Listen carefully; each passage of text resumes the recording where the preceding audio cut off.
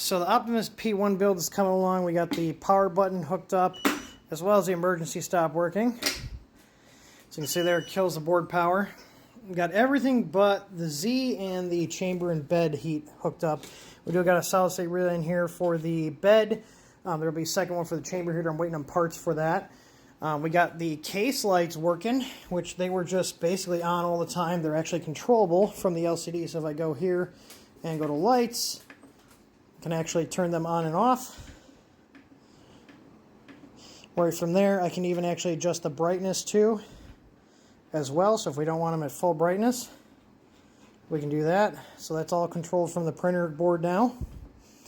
I'm going to go ahead and home these, but look, if you notice, we got a third sensor here. We got a chamber sensor hiding out in the back there. So I'm going to go ahead and home this. And the interesting thing is the Y actually can only go 580 because the back of the carriage hits the stepper motors on the left and the right. So I had to test all the physical limits of this. But you can see she's moving. And this has dual Y motors in the back off of one driver. So I already aligned the gantry here so it's not like at an angle. But it's coming along. It's a big project, but it's nice seeing it come together. We got a custom case here. Now, because on these screens, the LCD slots on the left, there is a cutout, but you can't get to it. We're going to have an extension here that's going to go all the way back to the control board. I got my Wi-Fi card here so I can just send firmware over to it and then just, you know, hit the emergency stop or power button and you reboot it. So you can see the power button works. And this is a really simple wiring. We just come into the e-stop, go to the switch, and then out to the board. I got everything on crimped wires and crimped ferrules, so everything's terminated correctly.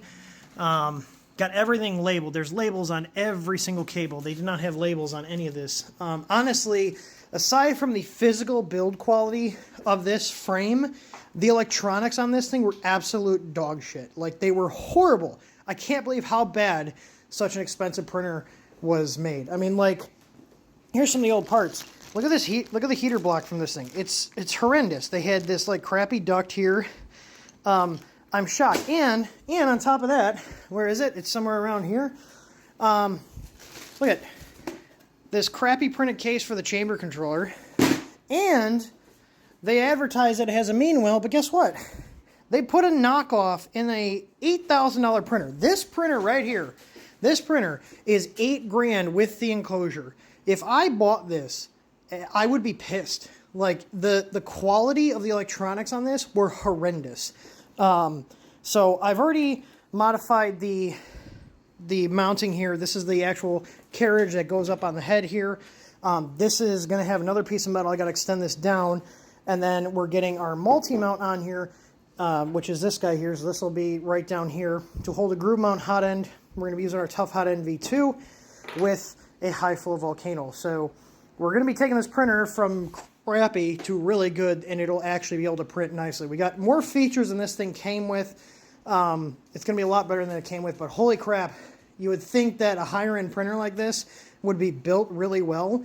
But aside from the frame and the motion components, this thing was really, really bad. So I'm glad I can take this from a pile of crap that this company's been struggling with for 2 years and turn it into something nice. So look at that.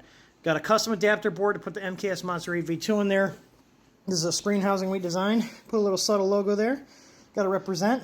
And we're going to get this all done. And we're going to properly ground the chassis because the original one, they didn't ground the chassis. You have an AC bed and an AC chamber heater, and there was no chassis ground. So it's not just the cheap Chinese printers. I think this is a Chinese printer. It's made by FebTop, which I think is a Chinese company. They claim they're in Sweden, but basically on what I've seen, this is super like Chinesium. So anyways, I'm having fun working on this, and I like how it's coming together. But holy crap, if I paid full price for this, I would be very upset with the company. So, but I'm glad that we can take this thing and turn it into something useful that our customer can actually use. So stay tuned for more videos once we get this thing printed. I'm going to work on the hot end today, and I'm waiting on drivers to come in, and I'll keep you guys updated. I think this is a cool project.